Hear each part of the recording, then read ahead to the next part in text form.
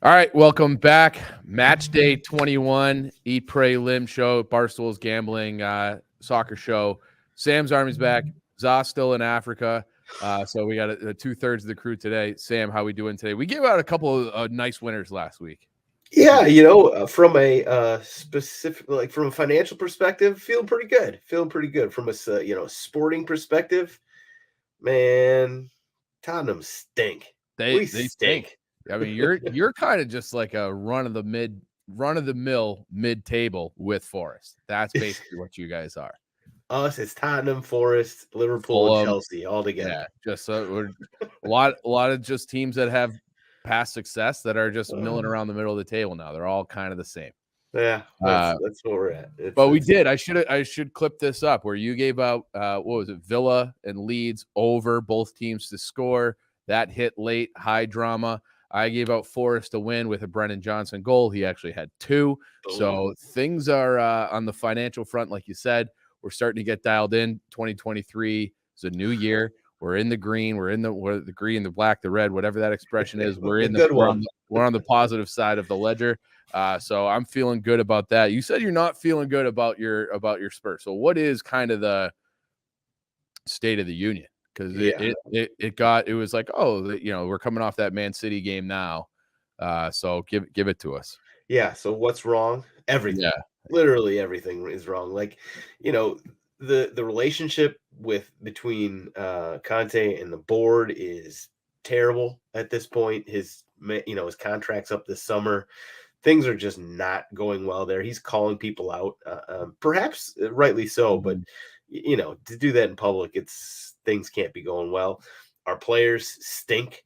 Our defense is bad.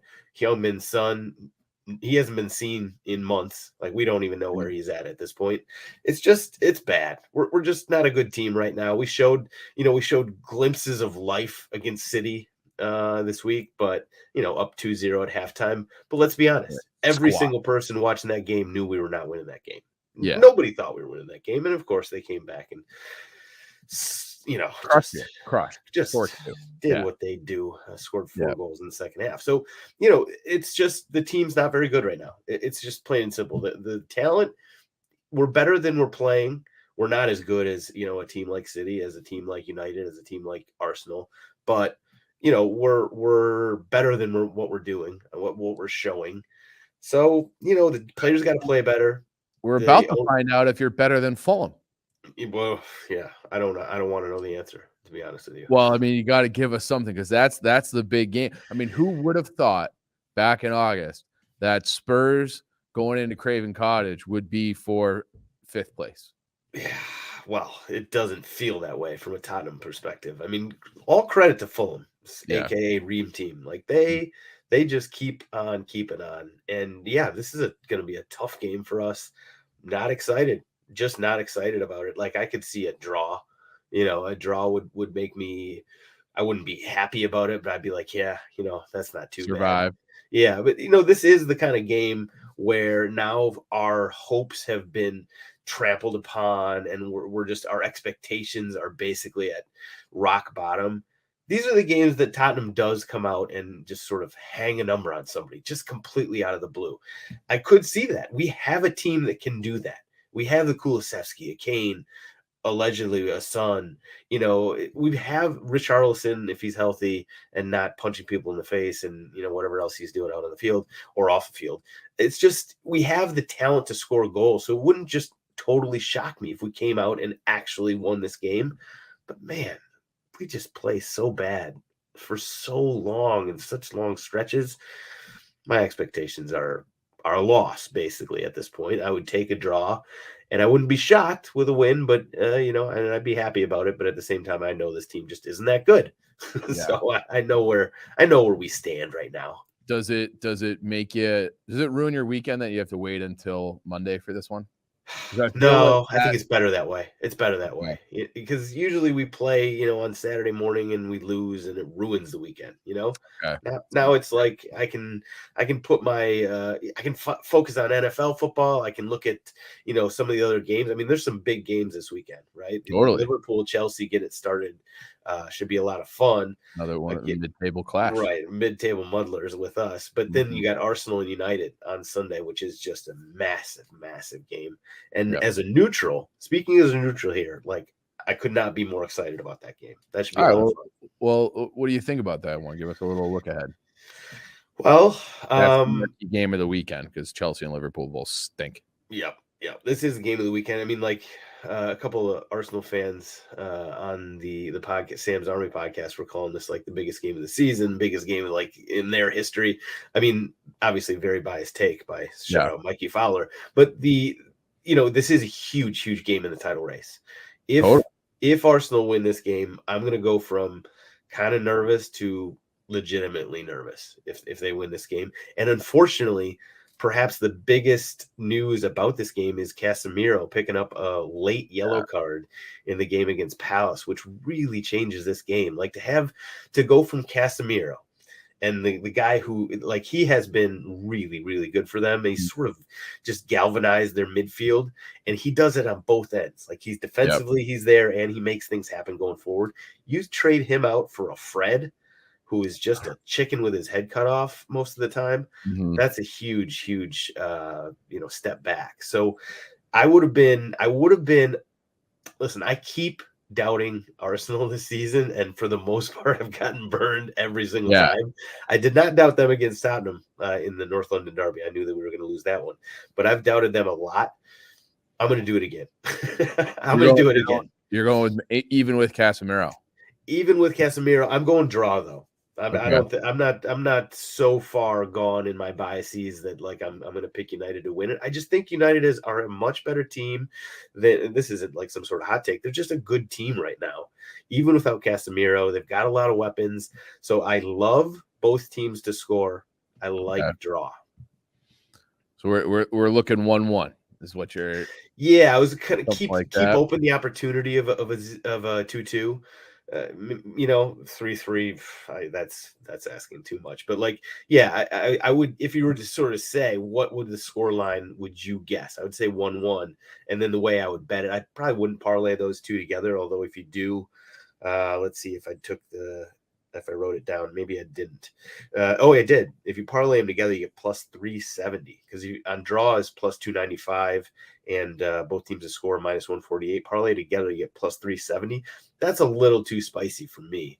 I kind of like keeping keeping open the opportunity that a 2-2 draw could happen. I think that you're blinded by your own hatred here. Absolutely. Yeah, like this to me is Arsenal at home. It is kind of a statement game for them too. Man United look good. Like they probably deserve more out of that Crystal Palace game than the 1-1 draw, but nothing like it. I just at this point, it's just like you have to say that there are certain teams that are just a tick above, and if they're a tick above at home and you're missing a key player like Casemiro on that second yellow, again, I don't really know anything, but like from 10,000 feet above, it's kind of says to me like, hey, like this is a marquee matchup, all eyes on Arsenal and Man United, and this is one where Arsenal just they kind of put their pedal to the metal here and start racing towards that league title. That's a totally understandable perspective. I'm not going to fight you on that at all. What I will say is, and I should sort of let this be known at this point, I am a dyed-in-the-wool Manchester fan right now. Not City, not United, just Manchester. I just need them to win and just win everything and just beat Arsenal.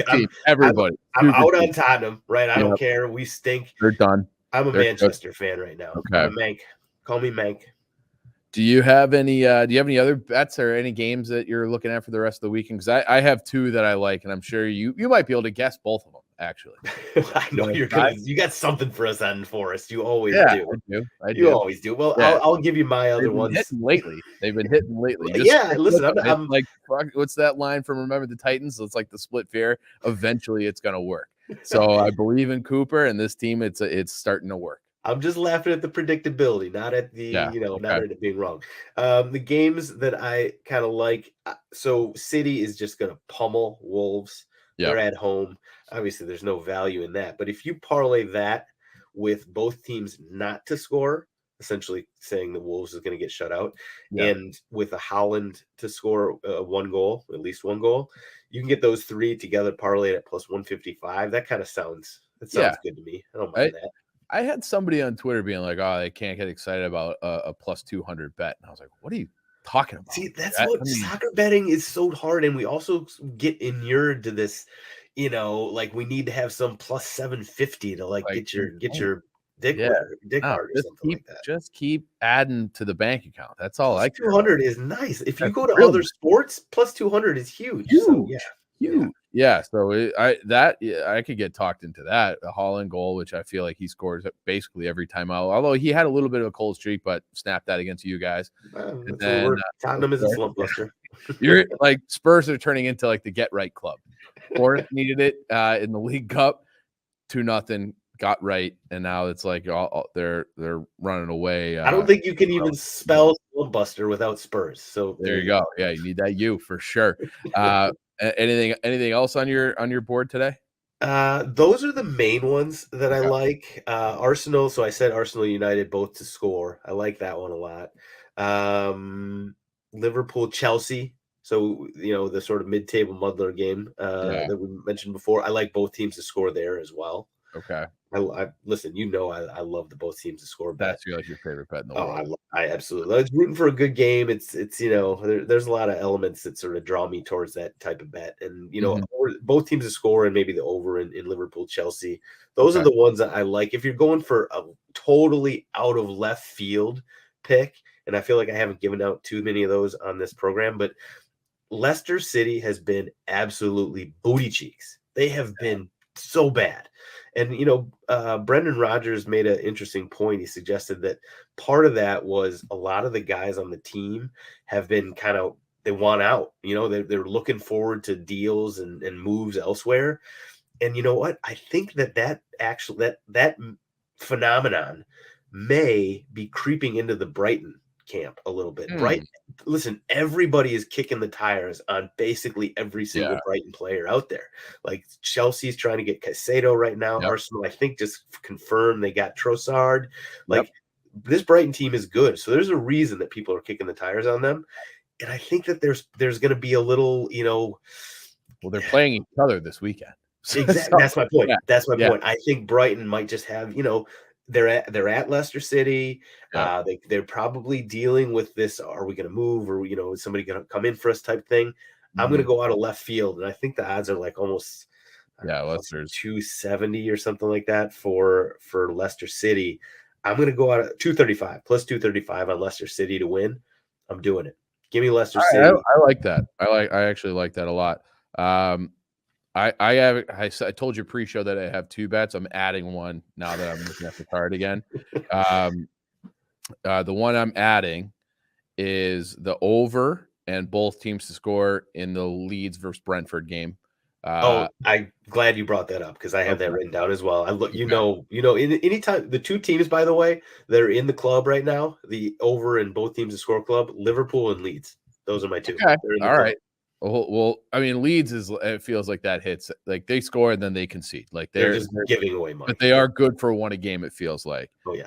And if you do that, those two bets together, it's not great. It's minus 108, but it's something. Again, Money's like money. minus 108. That's not horrible. You're basically doubling your money with the win there. Yeah, So don't look a money horse in the face. yeah. All right. So my two that I love. Okay, I've been saying it all year long. I'm going to the wedding every weekend with Newcastle. You are. Eventually, it'll be the funeral, but for now, like this team they're just fucking rock solid. They're rock solid defensively. They have Isaac is back and looking good. So I love the over for Newcastle, which is 1.5. I think they'll get the 2 goals, and I just like them to win. So that you combine those together, and it's plus 140. And then, of course, I've got my trees. I've got Forest. They're on the road, kind of a payback game against Bournemouth early in the year. They're up 2-0 at home, gave up 3 in the second half. It was a disaster. That was when are they going to fire Cooper? What's going on? All these transfers. It's not working. It's a disaster. Fire, the recruiting team. all of that was like the peak of when things were going bad for Forest, late September, early October. It's a different team now. It's a different team, different time. So I like Forest to win, and I like the under because I don't think Bournemouth can score. It's not like Forest is a juggernaut offensively, although that Gibbs White, Brennan Johnson connection is really starting to cook a little bit. We saw it twice last week. So I'm thinking a 1 or 2-0 win on the road for Forest, and that gets us to our under. And I do think they're going to win. That's for all the soccer, like, oh, we need this big ticket, plus 430 for that. And I am confident. I'm confident. They've had some injuries. They've actually had a shit ton of injuries, but they just keep trucking along. So now the latest one is Dean Henderson is out, but I think Wayne Hennessy can get his 1 or 2 stops a game he needs to stop. And everything else has been pretty locked down defensively for a while, kind of almost going back to that League Cup game right before the World Cup against Spurs, that it's been pretty tight. So those are my 2 bets, and I feel great about that under 2.5 and Forest to win. I think it's going to be a 1 or 2-0 win. So speaking of that game, that's going to be a huge game in the relegation battle. I mean, it is. Like, you need to, if you win that game, I'll feel much more confident about where Nottingham Forest is going this season. Yeah, and it's one of those. It would theoretically, if Newcastle beats Palace, which I think that they will, that gets them tied with Palace for 12th.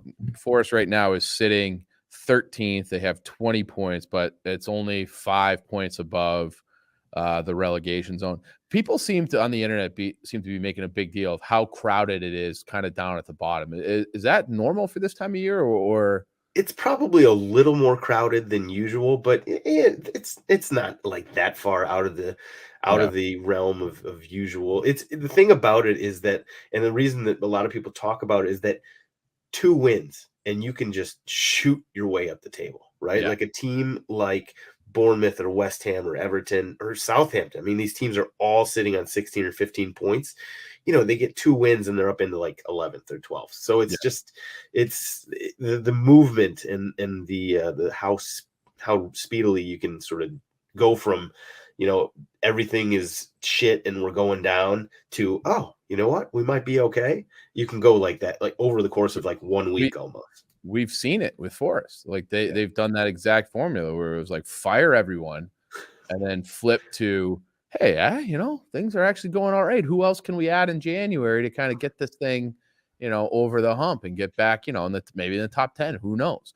But that is the thing that I love about, and I have a future on Forest to stay up. It was plus 185, not to get relegated. So I'm feeling good about that. But if you look at the bottom of the table, like we said, Forest 13th with 20, but then Leeds, Leicester, Wolves have 17, Bournemouth has 16, and then West Ham, Everton, Southampton all have 15. If you had to pick 3 at this juncture, because we're now right at the halfway point. So right at the halfway point, who are your 3 to stay down? This is tough. And we should probably do this again in a couple weeks after the January transfer window, has closed, because that could change a lot of things. But everybody below Palace, so that includes Forest, Forest, Leeds, Leicester, Wolves, Bournemouth, West Ham, Everton, and Southampton, all those teams have the potential to go down. Like they really do. If there's one that I think is safest among them, I think it's Leicester. They just have too much talent. Yeah. But who do I think is going to go down? No, I only have one team that's locked in for me as going down, and that's Bournemouth.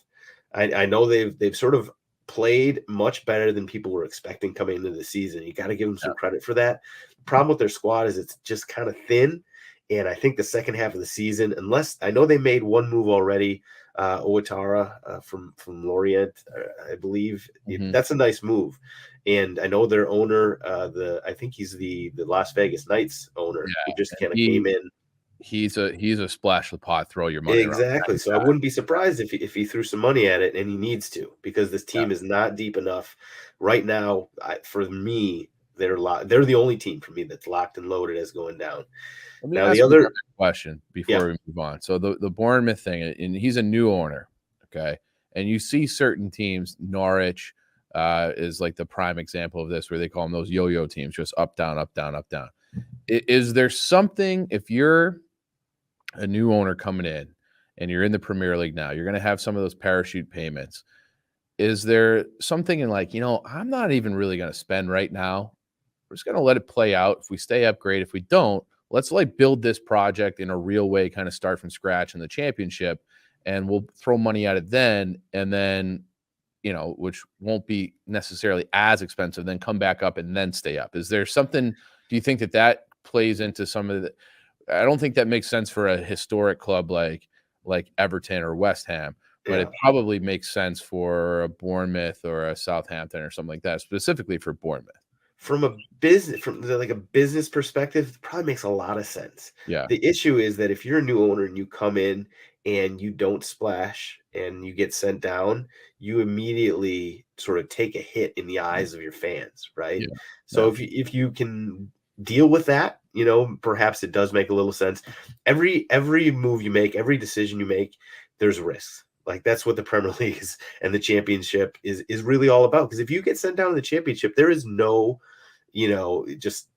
there is no confirmation that you're coming right back up. I mean, the championship is tough. Championship's fucking wild. It's tough. Wild. And again, like that was something that I didn't really know before getting into Forest, but it was like there's so much parity. And it's like guys are coming in on loans, and it's like all of a sudden, yoink, like that guy who was really important to you, we're calling him back. Everton just did that to Sunderland, so now Sunderland's scrambling for a striker that they're in striking distance of a playoff spot in the championship. Shout out Dave Miller. Shout out Sunderland, by the way. They're outperforming everybody's expectations. Yeah, big time. They're sitting 10th right now in the championship, and they're 3 points out of that playoff spot. So like they're in there, but then it's like all of a sudden like they're getting linked to these different guys because Everton took a striker back. So you just never know what's going to happen at that level. But I do think I think there's something to like going down, not necessarily the worst thing if you're the new owners just starting to build. I could publicly you could never say that though. Say that. But it'd be interesting to see if that is their strategy. Like we're sitting 17th.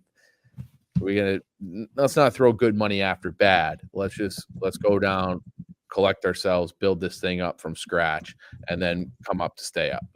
So Bournemouth, you have Bournemouth for sure going down. And then who else if you had, kind of gun to your head for the last two?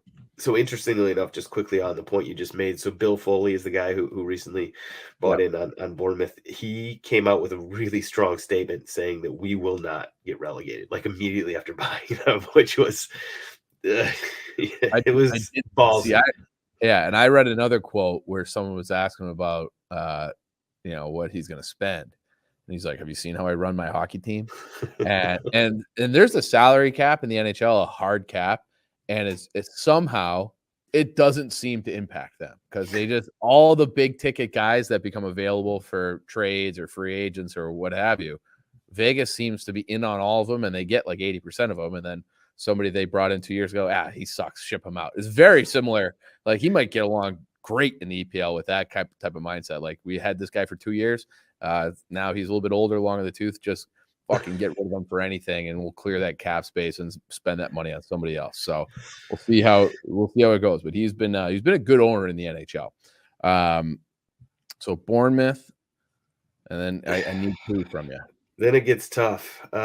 So we got this West Ham and Everton just crap fest between them. Right now they're both in the relegation zone. West Ham just got Danny Ings, which should be helpful. Everton, you mentioned they brought back the striker from Sunderland. I don't know if that's quite enough to save them. But right now, I have Everton going down. I mean, like I have zero faith in Lampard as a manager at this point, and the dynamic between the board and the team and the fans is so toxic right now. It's a terrible situation. And, perhaps they could be one of these clubs that go down and get their shit in order and come back up stronger. But right now I got Everton going down. And then a third, gosh, tough. I'm still nervous about Leeds. I'll be honest. I'm still very nervous about Leeds. Right now I would say Wolves. They've done so little there. And maybe this is biased against just ugliness, but it's just so hard to watch them play that maybe that's what I'm holding against them. That is very true. it's They're just hard. hard. Yeah. It's a slog every time you watch them. So I I would feel if you like put a they're gun to my head. better than Southampton. Oh, did I meant Southampton. I Okay. meant to include Southampton. I was All for right. some So reason just Everton, ignoring them. Southampton, and Bournemouth. Yeah, and for some reason I Okay. was So Wolves survives another day.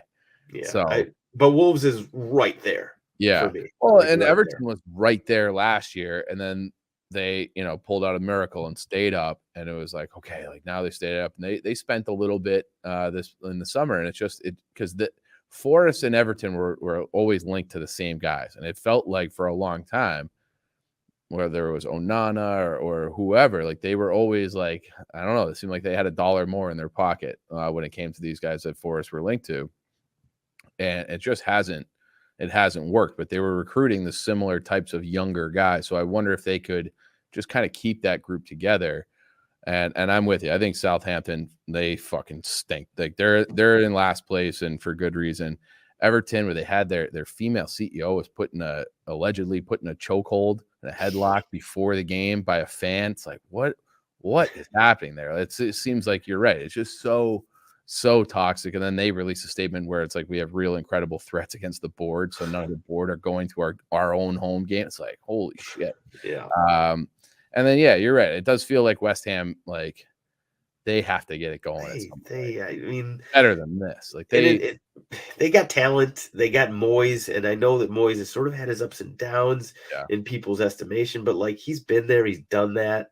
You can't say that about Lampard. So I just give West Ham almost a credit just for having a manager that I at least have a little bit of faith in. A modicum of respect for. There you go, modicum. Yeah, and I think Leeds is going to do enough to stay up because I think that they'll be able to score against some of these bottom three teams that they're going to have some head-to-head matchups with in the second half here, and I think those head-to-head matchups against Everton, Bournemouth, Southampton, Wolves will eventually be the difference for Leeds. So they're going to score, but unfortunately, they're going to get scored on as well.